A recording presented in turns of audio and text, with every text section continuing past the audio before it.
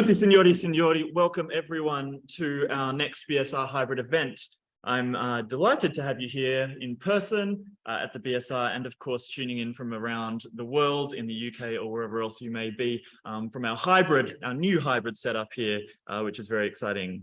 My name's Emlyn Dodd. I'm the Assistant Director here at the BSR, and I'm very excited to introduce tonight's lecture in honour of G.E Rickman, which we will get to momentarily. But first, I would like to pass over to the BSR Archaeology Manager, my colleague Stephen Kay, who is going to say a few words in memory of the late Helen Patterson.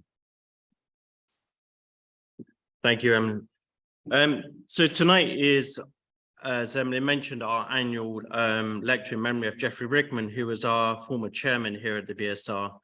G.E will be known to many people as the author of two major books, The Roman Granaries and Store Buildings, published in 1971, and The Corn Supply of Ancient Rome, published in 1980. And these remarkable works of scholarship are still the corner of the studies in this field on how Rome fed itself. And I'm sure we're going to hear more about that tonight from this evening's speaker. However, in a break from tradition, we wish to take tonight a moment in our first archaeology event since her passing to remember Dr. Helen Patterson, who was a recent assistant director here at the BSR, who passed away on the 21st of October. Helen first came to here at the BSR in 1980, following her graduation from the University of Reading, and worked as a research assistant to David Whitehouse, the then director. Under David's guidance, she began her career in the study of medieval pottery. In 1982, she began her PhD at Sheffield University with a thesis on the BSR's excavations at San Vincenzo al Volturno, where she studied late Roman, early medieval pottery. Following a period working at University of Siena, Helen rejoined us here in the BSR in 1997 as the assistant director and to lead the BSR's new Tiber Valley project, which investigated the impact of the growth, success, and decline of Rome and the changing effects of the city and river on settlement, economy, and cultural identity. Helen skillfully brought together numerous archaeologists and historians with research interests in this era, forming a group of interrelated projects with specific aims, but feeding into the broader project. One of these was her own excavations with Paul Roberts and Vince Gaffney at Forum Novum Vescovia in an area of the Sabina, which very much stole her heart. I had the great fortune to work with Helen from the late 1990s. The photos here of her with her team working at Forum Novum. And together with all my colleagues here at the BSR, she will be remembered for her kindness and generosity, and above all, the selfless support she gave to her friends and to nurturing younger colleagues here at the BSR. So tonight, the BSR, together with all its members, would like to express our sincere condolences to her husband, Filippo, and to all her family. Thank you.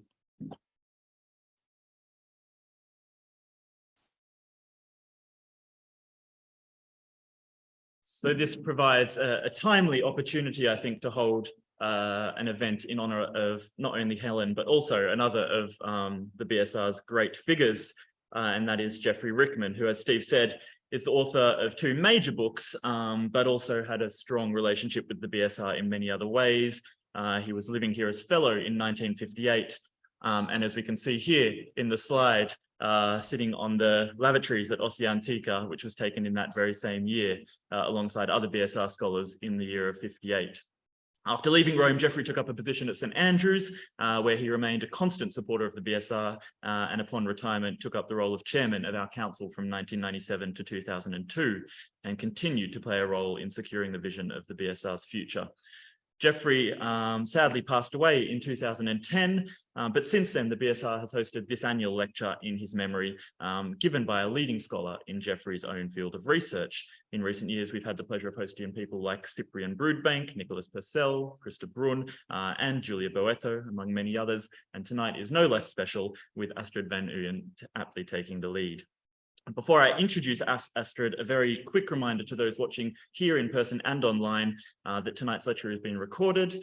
And secondly, for those online, please make sure you ask any questions you might have by entering them into the Q&A feature at the bottom of your screen. And for those here in person, you're warmly welcome to ask questions following the lecture by raising your hand.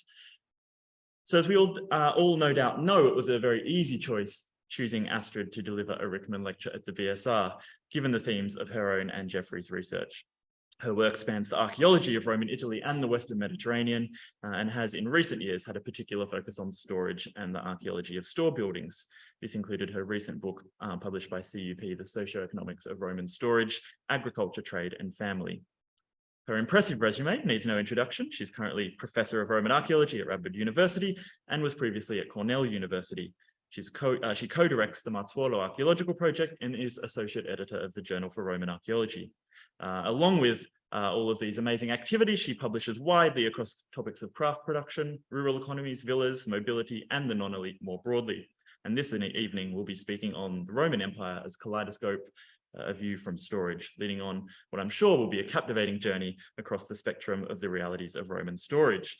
So without further ado, please join Steve and I in welcoming Astrid to the stage for tonight's Rickman lecture.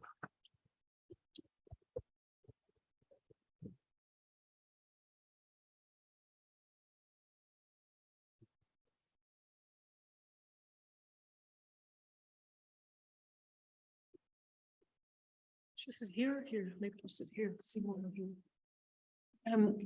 Thank you, Emlyn, for that introduction, and thank you, Emlyn and the BSR for inviting me tonight. Many thanks to Christine for wonderfully and smoothly organizing my visit, and thanks to all of you for coming in person and online.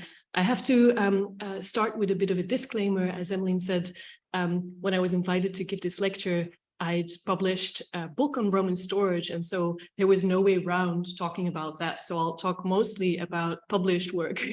So please make your questions of a sort of expanding nature rather than a, you can't publish that, you can't say that because it's already in print. Okay, and there's no going back.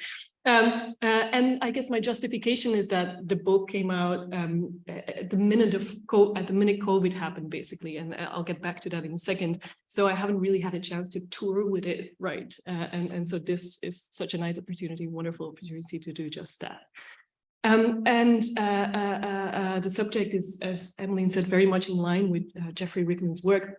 In fact, I remember when I was invited to give this talk here tonight that when I was working on this, or started working on this topic, I guess the Faculty of Classics Library in Cambridge was decommissioning some books and or some duplicate books before I say anything outrageous, they asked me if I wanted to keep the copy I had on loan of Rickman's Roman granaries and store buildings, because I had it checked out like eternally, and so that's the copy I still have and cherish very much. All right, so storage has been part of the human condition, at least since people became sedentary, probably even earlier than that. There's a whole debate about that I will not go into, but we all store stuff, right? We store tea, coffee, food, utilities, yet it's only in extraordinary times and often times of panic and fear that storage enters our radar, as it did indeed during the COVID-19 pandemic. So it was both a blessing and a curse to have this book come out right before the pandemic, because the whole point, or one of the points that I labored several hundred pages to make, was exactly this, that storage is not just a utilitarian strategy, it's something effective, it's something that points to an underbelly of society. And just like that, the pandemic made us realize that that's how it worked. So the hoarding of toilet paper and canned food at the start of the pandemic shows storage, indeed, not just as this utilitarian response to shortage, but as this very sensitive indicator of a societal underbelly. Now, in Roman times too, storage articulated society's hopes and fears. This is a famous passage from Tacitus, who recounts how the Roman Emperor Nero threw old grain in the Tiber, in order to appease the populace unrest over the arrival of the annual grain supply from Egypt.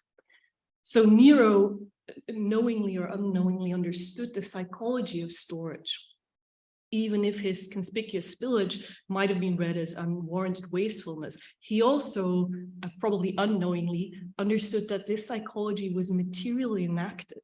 So there's a performance there. Imagine all of this grain being thrown into the Tiber, right? So what we don't have here is a precise calculation of how much grain to get rid of, but instead a tableau that invokes a spectacle of bulk goods and the recategorization in the doing and in the witnessing of what counts as old grain, right?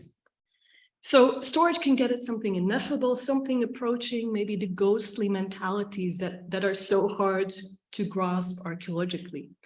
And yet its archaeological study has tended to be rather prosaic in nature. It has been focused in large part on these utilitarian questions and more specifically on questions of scale. So let's review this very quickly. On the one hand, storage has been a stock topic in study of socio-political evolution. These are studies that discuss evolution of society from tribe to chiefdom to state to empire.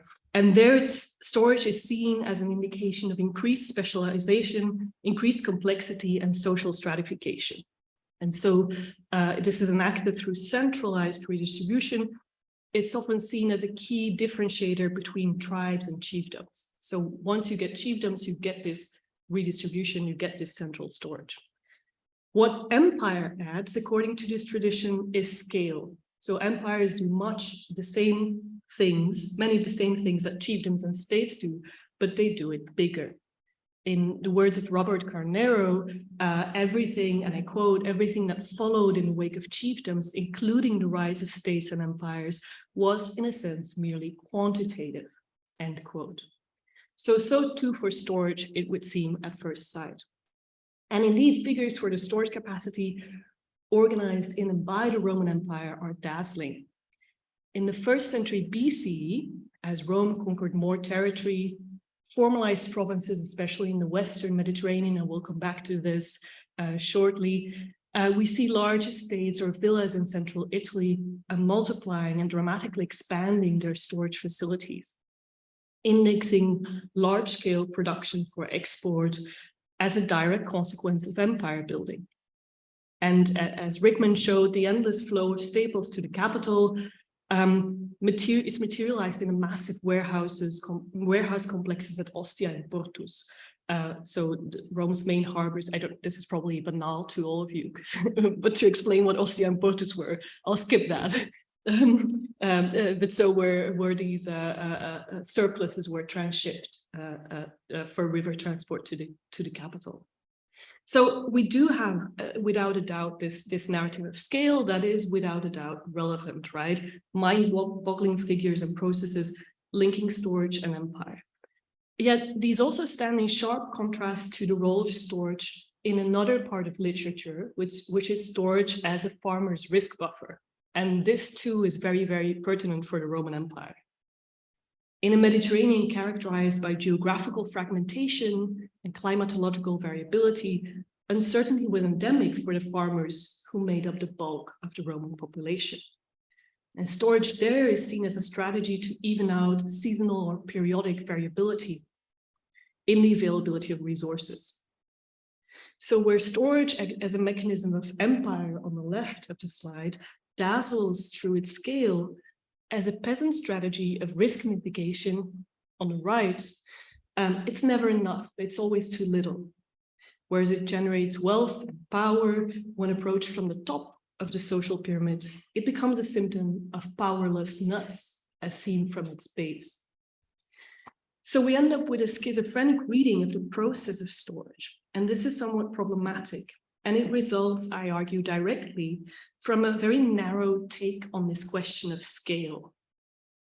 Instead, what I want to try and do today is shift emphasis from scale to what I call scalability in a qualitative sense.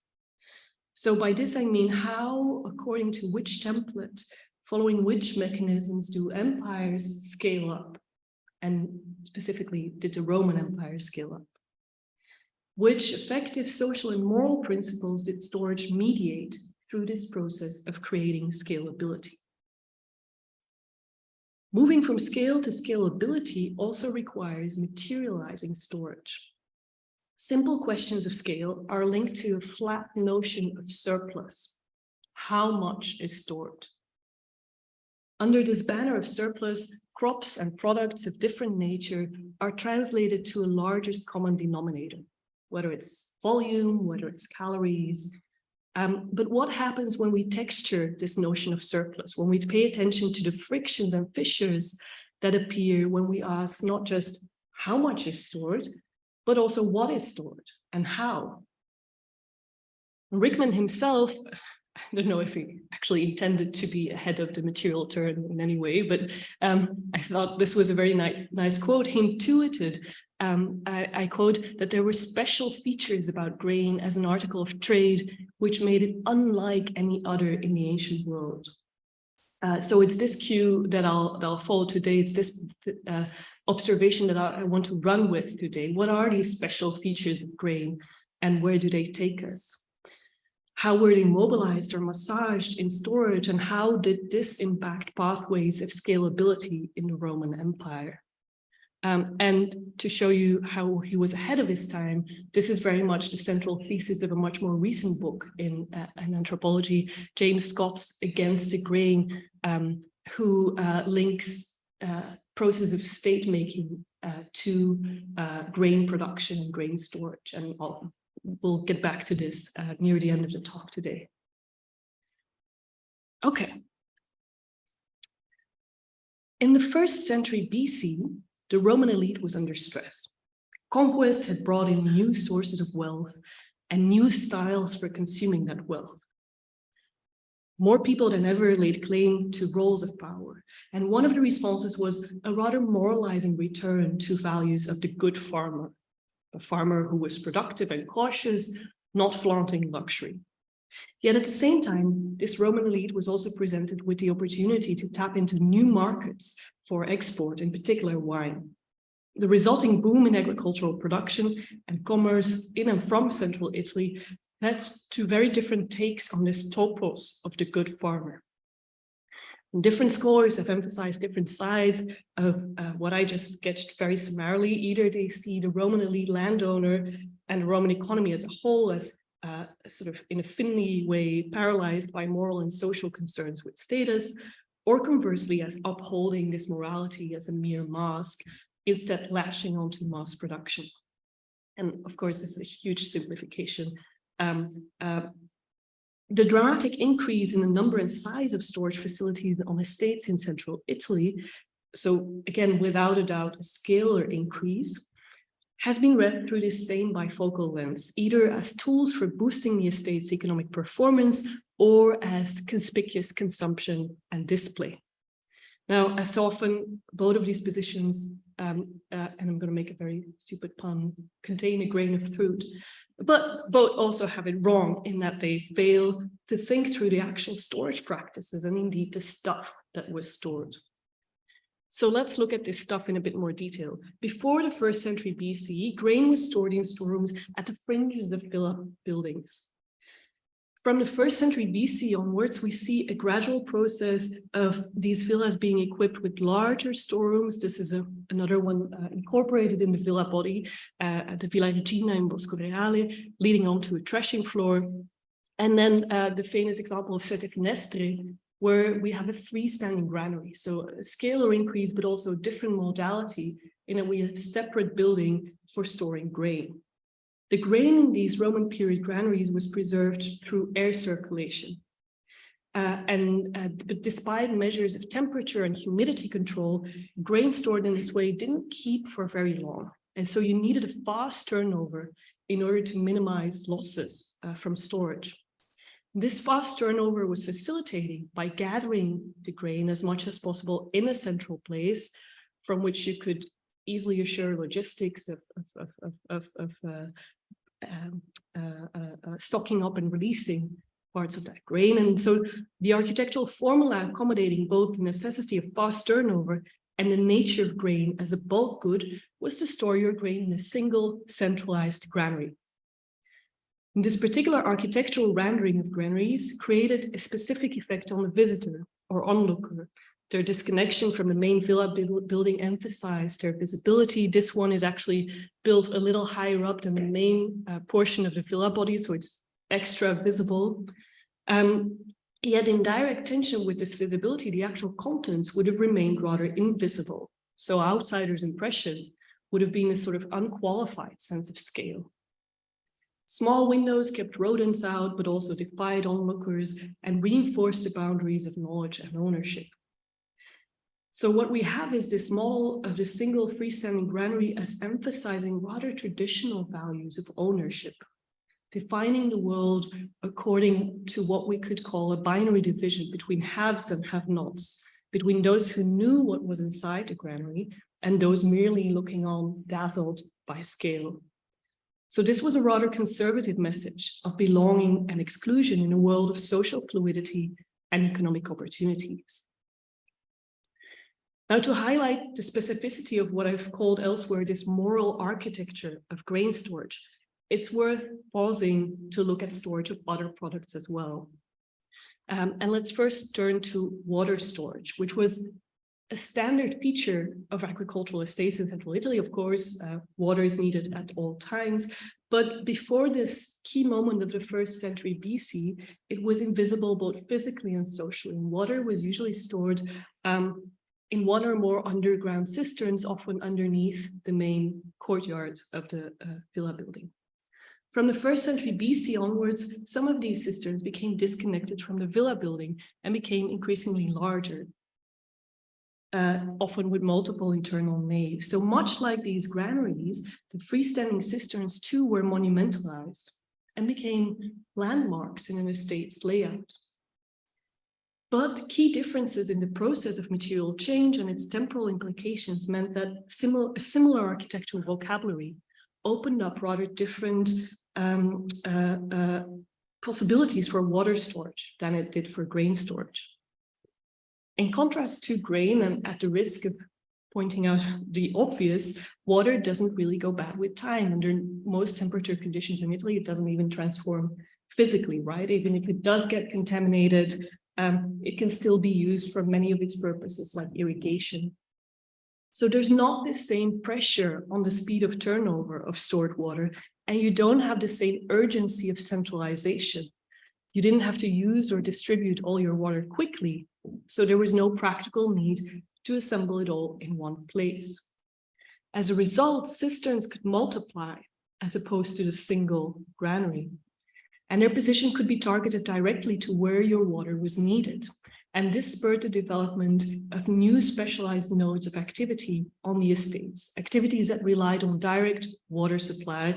So for instance, we see new productive quarters linked to new cisterns at the Villa of San Rocco, or intensification of horticulture for villas in a position to supply, especially Rome, with fresh produce. And this is work known much better by many of you. So because of the different material changes in water storage than in above ground grain storage, the same architectural vocabulary that led to centralization of granaries actually facilitated multiplication of cisterns. And this in turn helped create, identify, and realize new needs and opportunities, and tap into new economic niches. The landowner exploiting the potential of water storage was then not the conservative owner that the grain storage owner or granary owner was, but an economic innovator, actively exploring and creating new markets. Okay, so the special features of grain, the special features of water. Let's look at one more product, and this is I want to say especially for Emlyn, but wine. Wine, in contrast to grain and water, resulted from a complex process of material transformations. So after the harvest, grapes were treaded and pressed, eventually stored for fermentation in so-called dolia, these large ceramic jars, often sunken partially below ground for reasons of temperature control. Now, there was no clear cutoff point at which your wine was ready, but in general, the longer the process of fermentation, the higher the quality and the resulting sale price of the end product. Conversely, we know from ancient authors that the residue from press beds where grapes were treaded could provide a cheap ad hoc drink for the farm's workforce, and the cheapest low quality wines might never be stored at all, but used or exported directly upon pressing. So the key point is that the material properties of wine and the winemaking process lend themselves to the creation of qualitative differences by adjusting the length and segmentation of the production sequence, and in particular of the fermentation process. Now, at this critical turn of the 1st century BC, some wine storers became much larger, and this suggests that there was greater maneuver space to turn out products along this qualitative spectrum, so to play with this qualitative spectrum. And again, we turn to Seteffineste. You didn't have to turn over the entire storeroom content at every new harvest. And so in theory, at least, you can keep some wine in jars for longer periods than others, creating matured, higher valued wines. So wine storage created a landscape of choice and possibility where fine-grained differences existed between products and their socioeconomic position, along a spectrum ranging from mass production of cheap wines to specialization in selected high-quality wines. And landowners were then, through this process, turned into something like opportunistic salesmen, right? Playing with this spectrum. So, as both a machine for generating surplus and a stage for displaying that surplus, storage facilities were a focus of attention during the turbulent birth years of the Roman Empire. And we could read various attitudes into this accumulation of surplus. Probably both morality and opportunism were at stake. I don't necessarily want to enter this debate about economic thought. But it's only, the point I want to make is that it's only when we consider the stuff of storage, so put very simple, these special features of grain, water, and wine, that the actual action ground and its historical reverberations become clear. So this topos of the good farmer could be simultaneously or at different times a conservative owner in the case of grain, an avant-garde investor in the case of water, or a speculative entrepreneur in the case of wine. And as I implied, these could be inhabited, one and the same person could inhabit these different roles. So stuff matters, and that's not to say that scale doesn't matter. These, as I stressed, these facilities still scaled up massively, but only when read through stuff. So all storage facilities scaled up, but a big granary simply doesn't do the same thing as a big wine storeroom.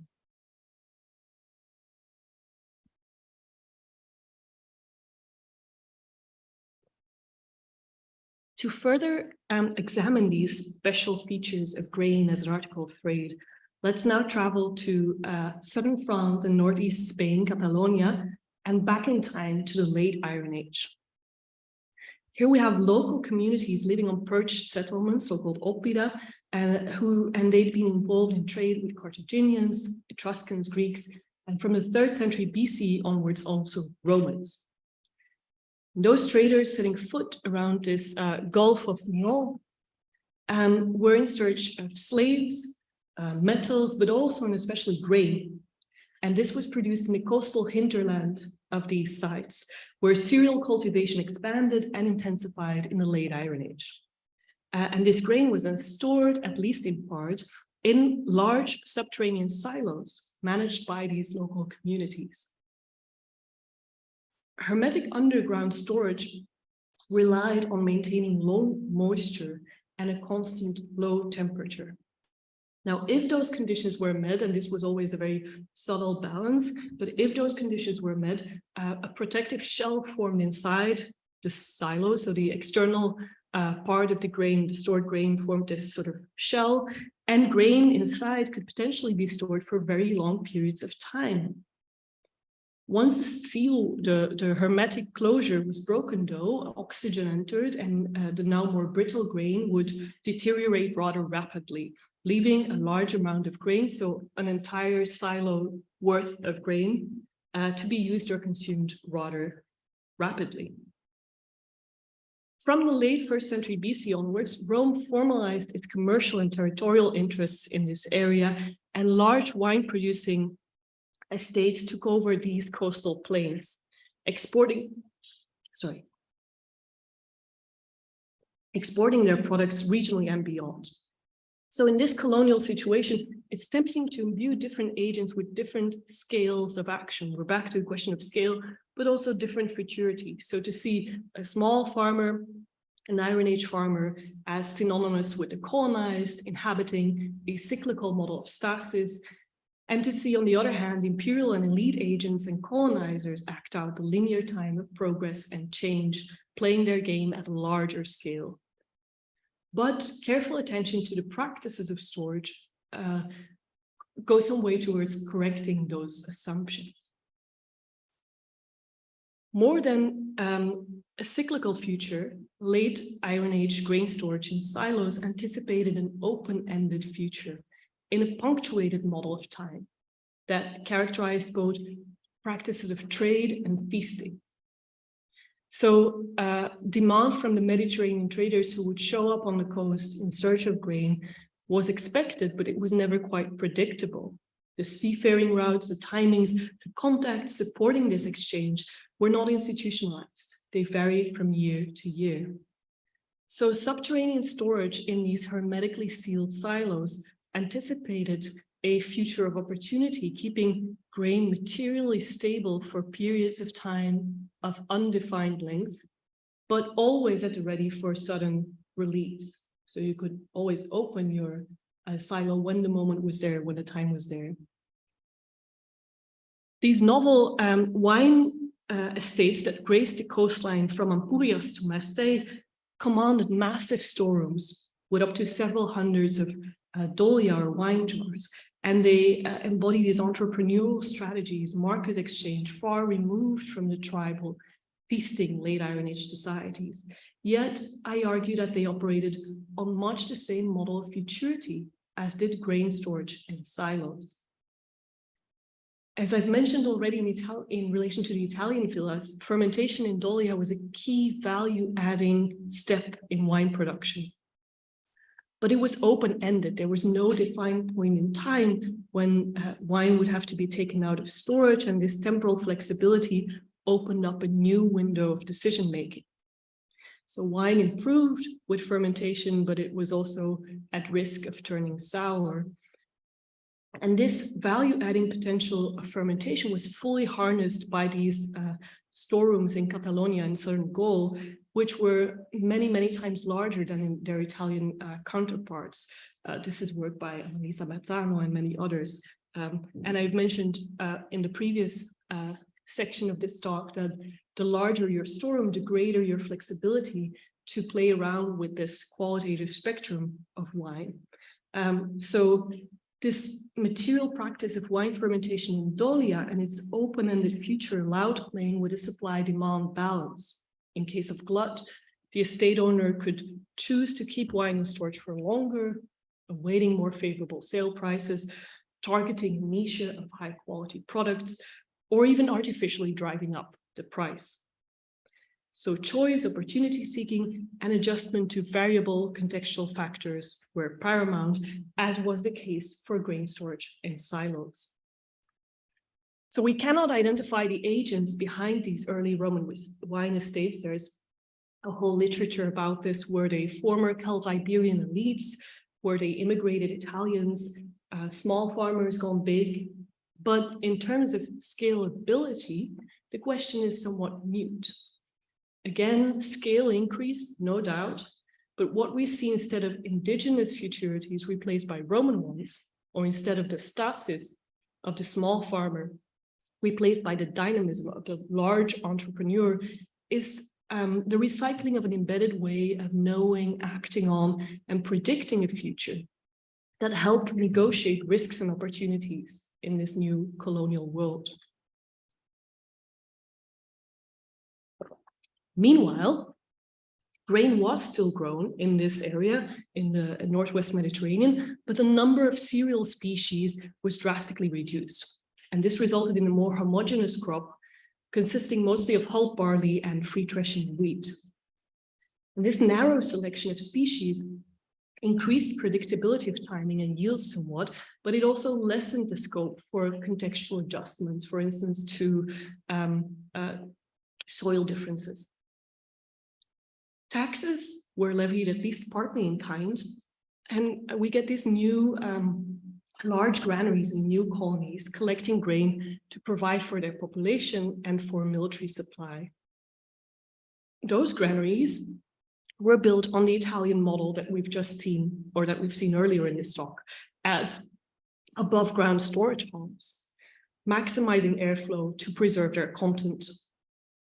Yet, as I stressed in the first part of this talk, despite labor-intensive measures like regular shoveling, grain stored in this way didn't keep for very long on the whole, and so you did need this fast turnover to minimize losses.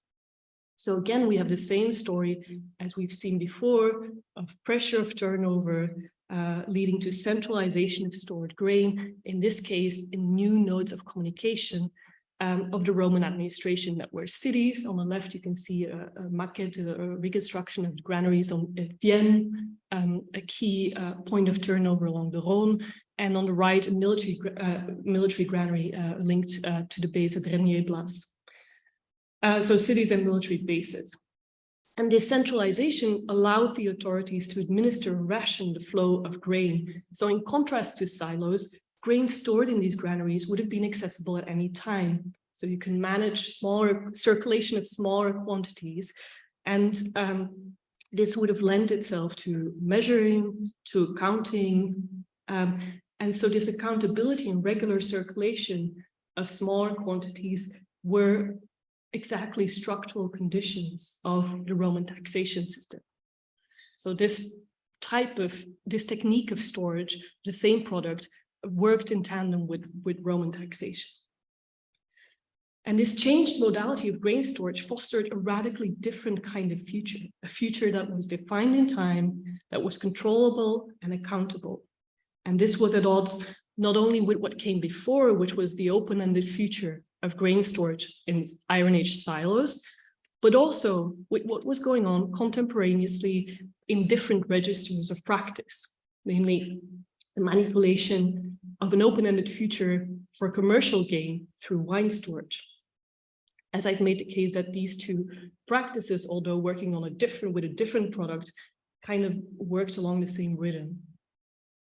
In other words, Rickman's special features of grain were articulated differently through different practices, through different storage techniques. With its visibility, portability, and relatively short shelf life, grain definitely had the potential to be a state or empire making crop. And this is the point that James Scott makes in Against the Grain. But, and this is what I add, not all grain makes empires. Certain storage modalities, such as silos, could actively counteract grain's propensities towards centralization, circulation, and accountability.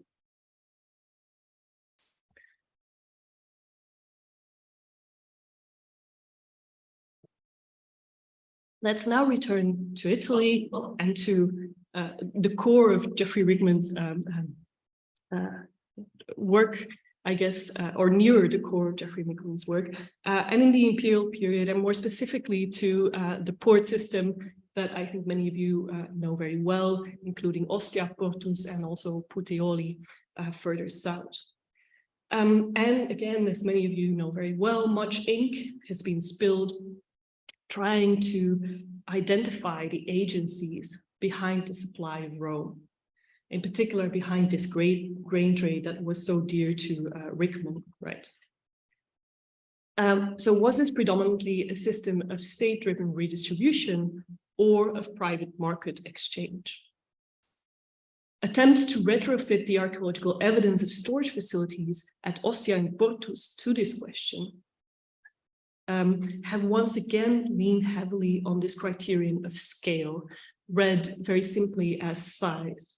So big as in large warehouses, large grain ships, large construction projects is taken to equal state, whereas small is often seen as adding up to private, and it had a small one there too. Yet the ancient evidence actually refuses to speak to neat categories of public and private.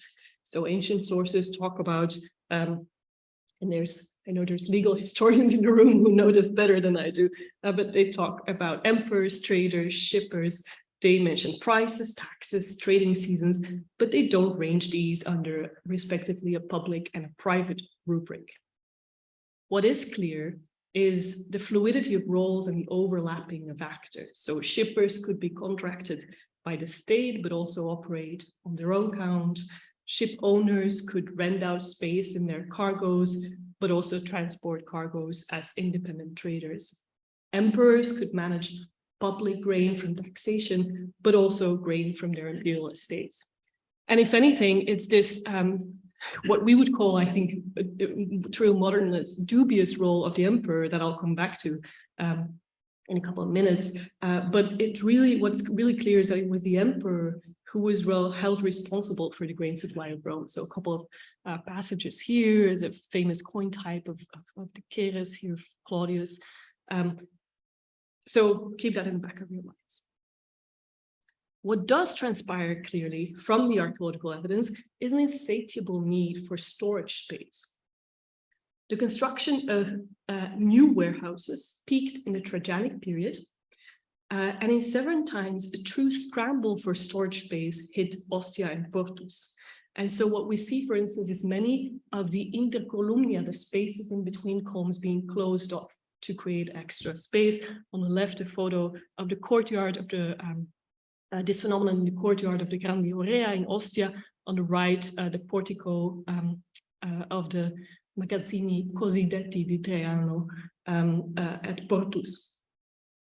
So this ever-increasing need for storage space hadn't received much explicit in the comment, and yet I think it's precisely where a simple narrative of scale breaks down, and where a utilitarian approach to storage as simply saving surplus for future need hits its limits.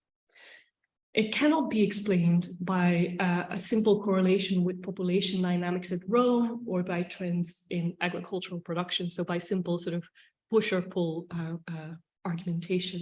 There's no evidence either for a spike in population or in supply that it would have warranted an increased need for storage space. Instead, it speaks to us, I think, of the hopes and fears of different Roman futurities and of the tensions between them. Now, in essence, the supply of Rome operated on a push model, which was ultimately defined by seasonality of crop growth and seafaring. And the supply chain challenge was to adjust a seasonal push of goods entering the ports to a constant demand generated by year-round consumption of the inhabitants of Rome. An important bottleneck in the supply chain was transshipment of goods from Ostia and Portus, from the seaports to the river port in Rome. And so we have river boats towed up the Tiber. I won't say much about this because Giulia Boito has talked before me in this illustrious line of predecessors. But especially with bulk goods, which have a relatively low value per unit, it makes sense to limit points of turnover in a supply chain. Yet this bottleneck of the Tiber, combined with a seasonal peak in the arrival of goods into the ports, meant that the only response could be to increase base storage capacity at both ends of the bottleneck, so both in the seaports and in the river port at Rome. And this duplication of storage space represented significant debt capital, if you will, unless there was a constant rate of turnover. So what I'm getting at is that the rate of turnover emerges as a crucial variable. And this is where the tabulae sulpiciorum commun, a series of wax tablets dated between AD 26 and 61, found in a wicker basket just outside of Pompeii, but actually relating to financial activity coordinated by 3 members of a single familia in the setting of Puteoli, so the port that was just to the south on our map there, that was at the time still receiving the main loads of Alexandrian grain from Egypt.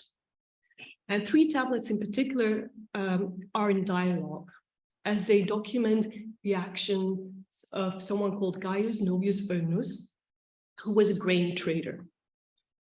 And so we learn that in June of the year 37 AD, this Oenus already has at least 7,000 modi of grain, not an insignificant quantity, which he owns and has in stock in a specific, can I get some more water? Sorry, in stock in a specific cell in the Horea Bastiana, so the bastion warehouses, a public warehouse. Thanks. Oh, sorry, I didn't see the book. I didn't see the hidden stash of 3 very big water bottles. Thank you, Emily.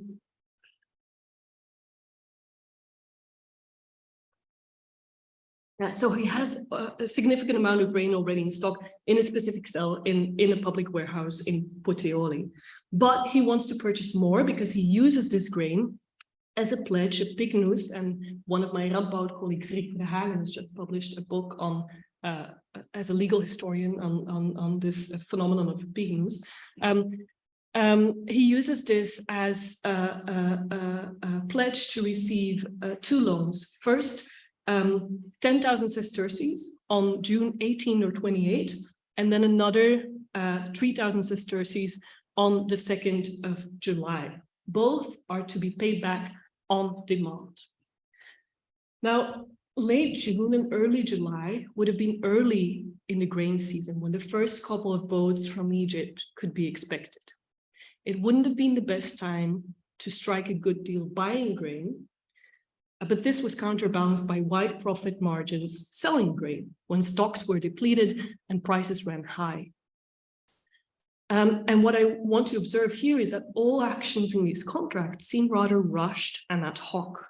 The fact that Oenus changes his mind and wants an additional loan, maybe in view of an extra opportunity, maybe because there was a rise in prices and what he actually wanted to buy turned out to be more expensive than what he had estimated. But also the clause that the lender can requisition payback on demand rather than what's usually the case in these kinds of contracts, which is after a fixed term.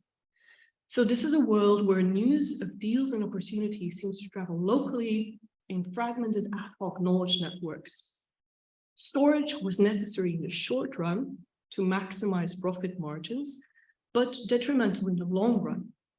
Oenus would have had to sell his goods as soon as possible in order to be able to pay back his loan on demand and in order to avoid losses and degradation of his pledged grain. So in the realm of Oenus the grain dealer, and I note he also has some legumes, so it's mixed business, but I focused on the grain. In the realm of this dealer, turnover is fast. Dealing in grain is much like a game of hot potato. You want to have it, but you also want to get rid of it quickly. So the question is, who bore the brunt of this debt capital invested in warehouse structures and maintenance?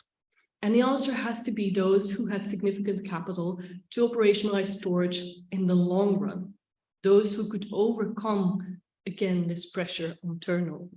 And this has to be, first of all, the emperor, but also large-scale traders who could speculate by awaiting higher prices at the close of the seafaring season.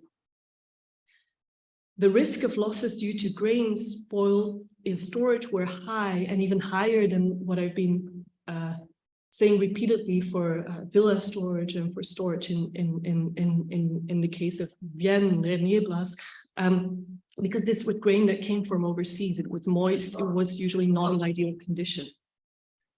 Instead of differentiating public and private trade based on which actors were involved, which economic principles might have applied, or whose grain was involved, it makes more sense to separate different temporal spheres of action.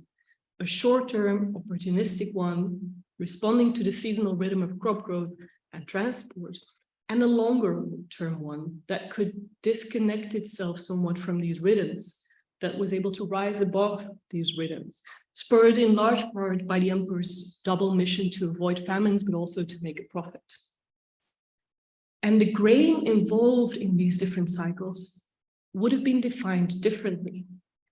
Deterioration of grain stored longer term would have made it unfit for sale in the regular transactional cycle, but acute shortages could reclassify this same degraded grain as still good to eat, still good to consume and even sell.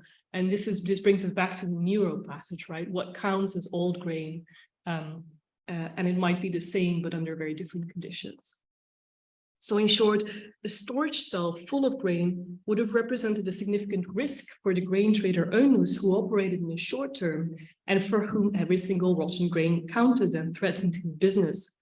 Whereas the same storage cell of grain acted as a risk-reducing mechanism for the emperor or someone like the emperor, whose storage logic could have been a longer-term one, who counted on a reserve, albeit of lower quality, possibly to ward off famines and speculate on a windfall profit. So what I'm trying to argue is that traders and state engaged in very much the same kinds of storage practices, same grain, same origin, same techniques, but with different stakes, creating and acting on different models of the future. But these tablets have more to reveal about the case of onus. I mentioned 3 tablets that were in dialogue. We've only discussed 2. This is the first one I had up earlier. The loans that onus received were credited by someone called Evenus Premianus, and we learned that he was a freedman of none other than the Emperor Tiberius. So the emperor's finances proved indispensable to fostering a viable third-party grain trade. And a mechanism facilitating what I think to us modern observers, at least to me, always seems like at best conceptual blurring, at worst a massive conflict of interest, was, I argue, the family. The emperor played an ambivalent part, and here I borrow Elio Locascio's words, who calls it, who says the emperor at once defined the rules of the game, but was also, in a sense, a player. So the imperial family was much more than the emperor's retinue of slaves and freedmen. It was not just, on the one hand, it was the largest household among others, but also in a fractional sense, the household comprising all other households, managing the estate, engulfing all other estates, namely the empire. And parties other than the imperial family too marshaled family links in the pursuit of business opportunities. So this is the 3rd tablet that I promised you, where we learn that when our grain dealer Onus requested his additional loan of 3,000 sesterces, so the 10,000 weren't enough for whatever reason, he requested this additional loan, but based on the same pledge, he could count on someone called Gaius Novius Kepirus, the manager of the warehouse, the Bashan warehouse, where his pledged grain was stored, to transfer the lease of a storage cell. And we learned that it's storage cell number 12, where the pledged grain was stored, to his creditor, to Evenus Premianus. And to do so, is everyone still following? Because this is somewhat complicated. Yeah, okay. To do so for a nominal fee of 1 sestertius a month. So basically, the creditor wanted additional security, and the warehouse manager made this happen and helped owners secure his additional loan. And what we learned from the witnesses' signatures at the bottom of this transfer of the lease, this symbolic transfer of the lease, is that this warehouse manager was actually none other than owners' former master. So here too, I don't know what that was. Here too, we have family links being put to work. So what the emperor did with his imperial slave was adopt and stretch a template of family business, where the boundary between imperial and other families was forever present, but not always enforced. And I think I'll skip this for now. So creating scalability, which was the question of my talk, right? Which is the trick of expanding, of scaling up, but also maintaining connection between all constituent parts, was central to the work of empire, more so than mere scale. So for an empire to function, its different social, economic, and political registers needed to interact across scales. It wasn't just a matter of becoming bigger. And to facilitate such interaction, empires had to use what the anthropologist Anat Singh calls strategies of inventory, which you can think of as a barcode strategy. Inventories essentialize goods and people. What they do is, like a barcode, they filter out all contextual idiosyncrasies, right, and code it somehow. And these strategies may sound abstract, but they include phenomena that we're all familiar with in development of states and empires, like systems of writing and accounting, like in material terms, standardization, as we've seen put to work, for instance, in the new urban granaries of gold that I discussed. Standardization facilitates the mobilization of inventories by creating conditions of comparability and calculability. And so what you get in this model, or the model of scalability that you get along these principles, is what I think we all assume when we think about increased complexity, is sort of a pyramidal model of scale, whereby each scale higher up controls the one lower down, and does so by filtering out sort of, whether it's biopolitics, Foucault, counting people or whatever, giving everyone a number, barcode strategies, whatever strategy, to control the scale further down. But as the case study of villa storage, for instance, showed, the first section of this talk, not all kinds of stuff scale up in the same way. So it's not always that easy to homogenize, control, and make it countable. The distinct behavior of wine, water, and grain in storage shows that even if things are defined similarly as commodities, as alienable goods subject to economic calculation, at a similar stage in their biographies, they didn't all function in the same way. So similarly, inventories and this sort of purified commodity trail that they engineer aren't the only way for assemblages to scale up. And storage practices, I think, in this case, articulate a different model of scalability, which I've called a kaleidoscope. In a kaleidoscope, a shared point of concern or principle, in this case, a notion of storage as family business, provides enough of a link to make different registers hang together, but rather loosely. So both farmer and emperor operated on a principle of storage as family business, and in that sense, they operated in the same way. They lied at any a priori distinction between private and public agencies, between actions and products. Yet, of course, farmer and emperor weren't the same. Hierarchy was never out of the picture in the kaleidoscope, but it looks very different on the right, or in the model on the right, than it does in the model on the left. So hierarchy in the model on the right is not a sense of rising above, but of expanding, of adding connections in this assemblage.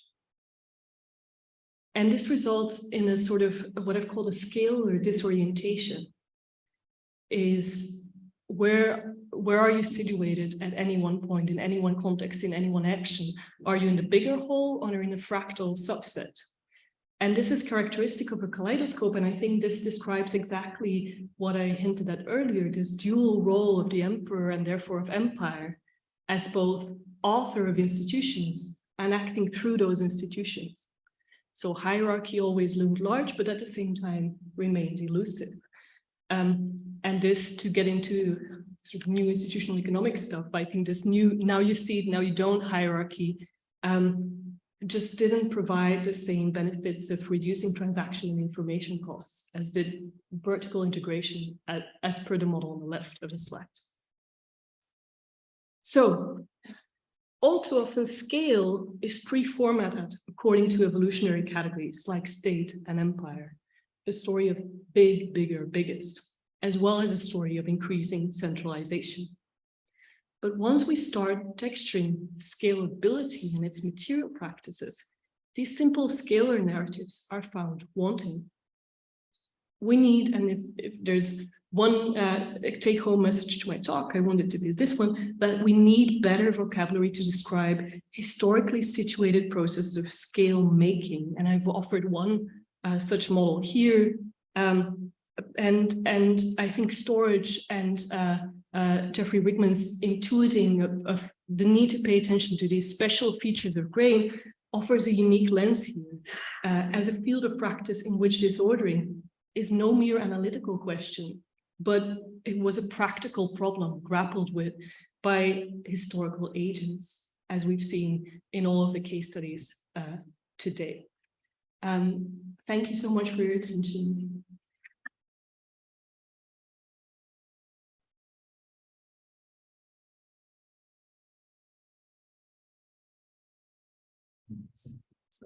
Oh yeah, sure.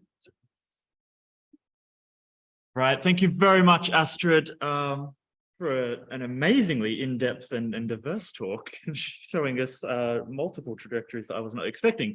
We've got time for some questions now, so for those in the audience here, please do feel free to raise your hands, and for those online, if I can figure out how to access the Q&A, which excellent, thank you.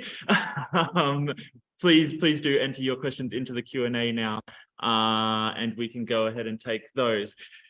I'm going to put Lara very quickly on pause because I'm going to ask the question first, but then we're going to come straight to you and Pepe's ready. But I wanted to probe you a little further on something which is probably a bit of a curly question. And firstly, I want to preface this by saying all of your work on conspicuous storage has been so useful to me in thinking through a lot of the stuff I've been working on, and then I think we can extend that now into conspicuous production and looking at production as a kind of phenomenon like that. So that's all been incredibly useful. But I want to look or probe you a little bit more on the other end of the spectrum. And I suppose my overarching question here is, where do we draw the line between storage and transport? And here I'm thinking, I'm less of an expert on grain, so I don't know how applicable this is to grain, but I'm thinking in particular about wine, predictably, and production installations where we've got evidence for production, but almost nothing for storage, where you'd expect to find storage. So a lot of the time we kind of think that it was decanted off into more portable things that were maybe cellared or transported somewhere else. So how does this fit into your kind of arguments about these scalability and how do we interpret this archaeologically when it's really difficult to see? Yeah, so questions of definition are always the hardest, and I struggled with this when writing about this topic, right? How do you define, how do you define storage, right? And what separates it from, for instance, transport? And I guess to me, storage is the moment in space and time where you're not yet sure what the trajectory of goods will be, right? So there is a sort of a lingering, maybe not necessarily indecisiveness, but the range of options that can still be, that's still potential rather than actual. Whereas once you've, even if your wine still ferments in a transport container, it's already on its way going to a destination. So it's already marked for a destination. And now I've forgotten the second part of your question. Why? How does transport feature into the model? This model. Yeah. How do we start thinking about that in these instances where there's very little evidence of storage? Yeah, I mean, it'd have to be investigated, I guess, but I would intuit a similar model in the sense that, for instance, as I said, from the evidence we do have, there is the same.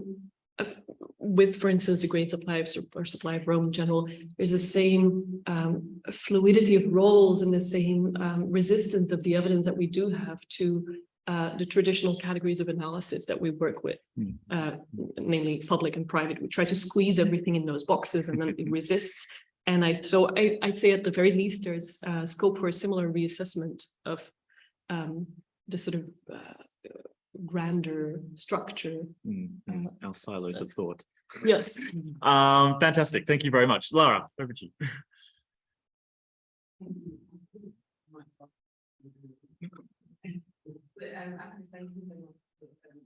Really wonderful talk, and models are not story all about me and really quite well. So thank you so much. I was thinking about changing containers at the beginning, about contemporary takes,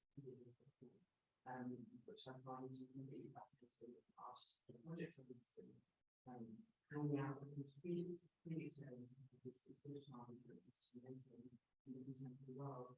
So I had a question about the relationship between as Emily said, between constant storage or containers and storage. And I would start to pay attention to these moments where it comes to the thing like your talks you mentioned, shifting books, sacks and portability and circulation, and things are moving before they get to storage. But I wondered whether that's already part of the work relationship between movement and spaces in storage, or if that's something more movement. Yes, it's a wonderful question on the room for expansion, right? So I'm very grateful for that. Thank you. It's so movement and stasis, I think, is really interesting because I would go back to my previous answer and make a difference between sort of directionality and open-endedness. Rather than, but what I have thought a lot about, and I hope showed somewhat, is the, you know, what grain sitting in a granary isn't in stasis. It's really changing quite dramatically. Same with wine, and so those different, I don't know if you'd call them movements, but those different changes. Are really interesting to me. And I think they don't necessarily relate necessarily to what we think of as spatial movement, as in transport, A to B. Containers, yeah, they're super interesting. There's a lot of, there's really interesting work there done too in, for instance, prehistory, on that either takes a more metaphorical route, like containers as bodies, as closures, or a more practical one. And I guess the simple point that the very simple way in which I've been taking them into account is just by looking at very practically what is the effect on exactly this change in properties of things and change in human-thing relations. So if you, a silo is just not the same type of container as a granary. And so it changes the whole dynamic, not just of the material assemblage, but of the possibilities for social and economic relations that emerge from that. So this is a not entirely satisfactory answer, but there's lots of interesting lines running from this that push this much harder, I think.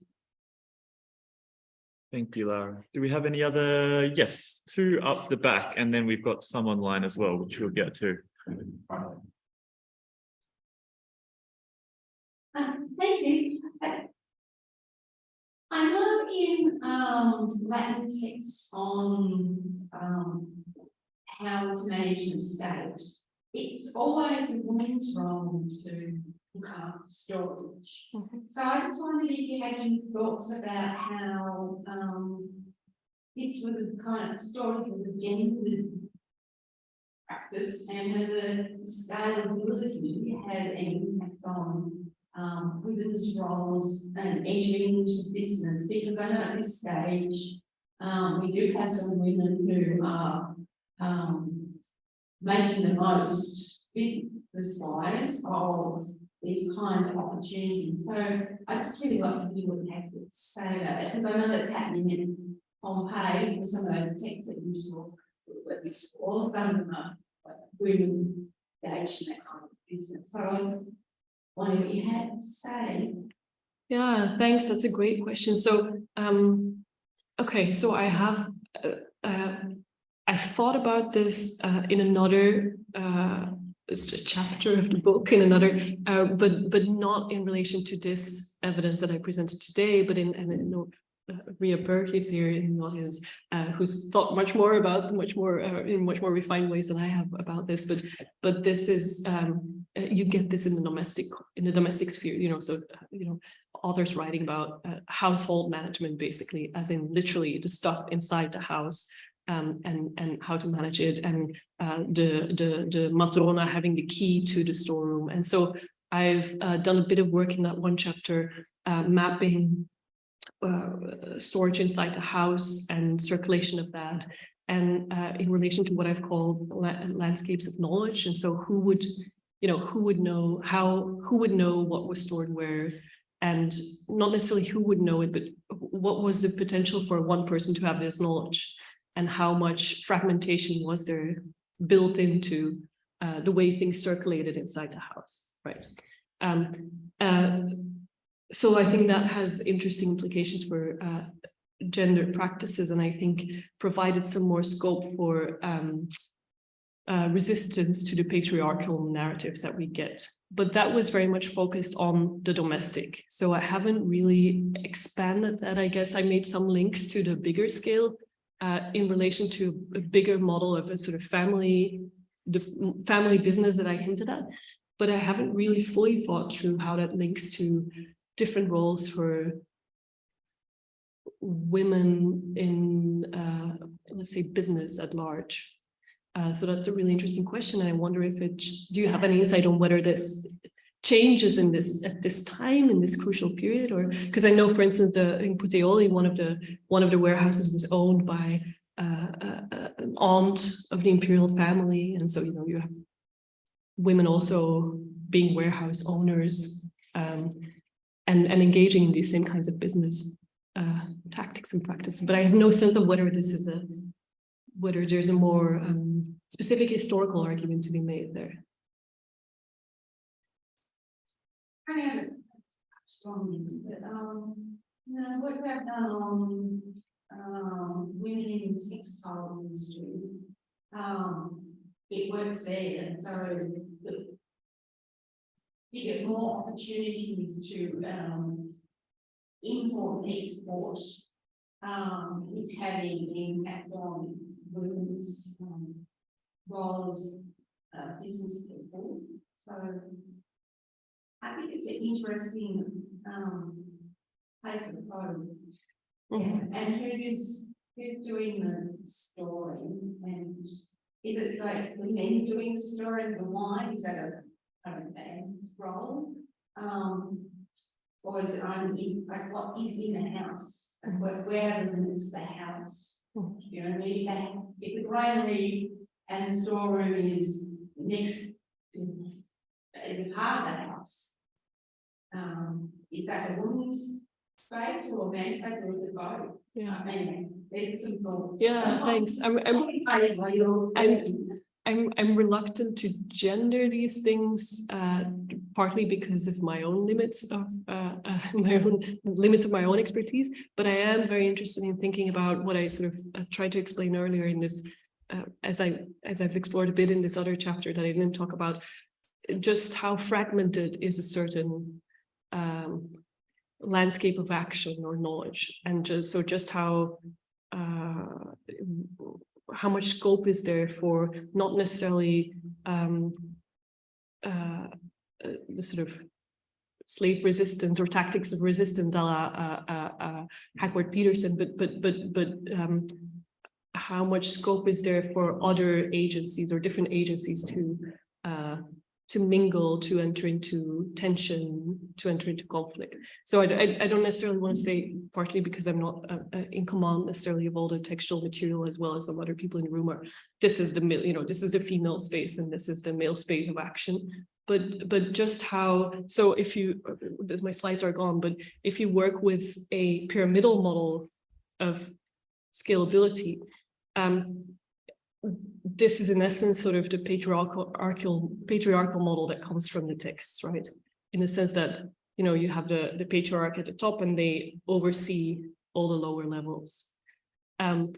Whereas if you try to texture a different model of scalability, it opens up possibilities for gendered practices that are different and less normative.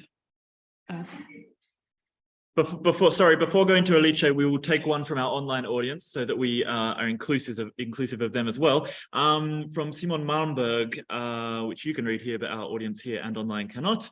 Related to your section on private versus public, aurea are often seen as being becoming imperial when inscriptions mention imperial freedmen that are viliki or operai of the aurea. What is your take on this?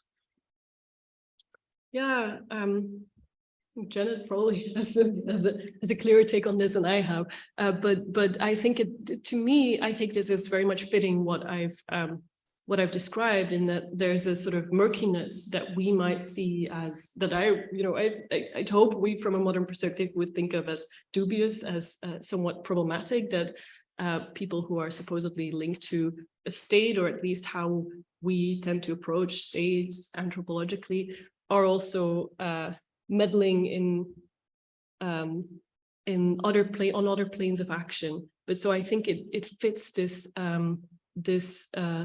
basically the same thing as we see as Evenus Premianus crediting of providing financing for a small private grain trader to do something as an imperial freedman. And so I hope that someone answers the question. Up to the back with Alice now. Yeah, thanks. My question is again transport related, and I wonder if there's a way to establish a connection between the mooring capacity of harbours and the storage capacity of warehouses connected to harbours. And of course, I'm thinking to harbours in particular, but we also have evidence of harbours with an exit for storage. And if the answer is yes, I also wonder if anyone has ever attempted to pursue this, maybe providing guidelines for models for the calculation of this connection between mooring capacity and harbours, which have to do with warehouses. Yes, I don't. I know there's been various various attempts at quantifying the at least the capacity of warehouses, both in I know in Ostia, Nicola Monte did one, and the French have done more, I think, for Portus as well.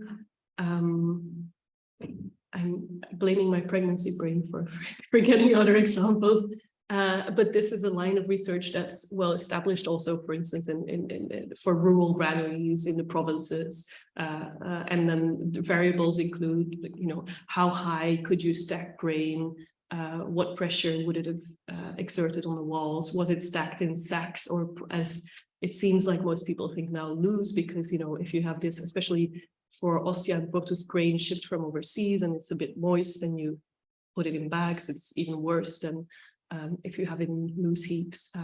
How often did it need to be shoveled? So there's lots of variables. And I guess for me, what I was more interested in is that the crucial part is this rhythm of the rate of turnover, and so the rhythm by which grain moves in and out. And I think this is something that we don't necessarily have a good handle on. In terms of mooring capacity, I have no idea. I'm looking at other faces in the audience. If anyone's calculated how, I think there's so much we don't know, as I understand it from Portus, like what each side of the basin was used for, and whether it was the same stuff that was moving around in different stages, or different stuff being unloaded on different quays. And so I have to remain We might take our final question before we let Astrid have a well-earned break now from our online audience as well. A recent survey found that there are no examples in Rome, Ostia, or Portus of elevated floors in aurea before the Trajanic period. What consequences might technical innovations of this kind have had on the dynamics or opportunities for private businessmen in the grain trade? Yeah, so this is, I wish Evelyn Bukovici was here, because I owe all my knowledge that I have about this to her. This is really interesting. I guess I'm more interested in this fixation on these elevated floors as indicators of grain storage, as a sort of analytical maneuver. So archaeologists have always looked for these raised floors to then say, oh, this was a grain warehouse. And so I think, if anything, the fact that there's less of them than we would have expected, and many warehouses don't actually have them, but might still have stored grain, works with a model of greater flexibility. And so, you know, yeah, they might have stored grain, maybe at other times something else, who knows? And so there was more of an ad hoc system of catering for needs and opportunities, I think, which I also would see as fitting a more sort of flexible model of scale and scalability. They do, where we do see them, or where they are very much still the analytical giveaway, or the empirical giveaway, is interestingly in all the military horea in the provinces. So that's, you know, where you get closest to anything approaching the state in the traditional sense. They do show up. Perfect. Thank you very much. Well, we might call it there, and Astrid's been going for far too long now, so give her a break. Everyone here, you're more than welcome to join us upstairs for a drink, and you can continue to chat with Astrid there. But please join me one more time, and with our online audience as well, in thanking Astrid for giving this year's Rickman Lecture. Thank you.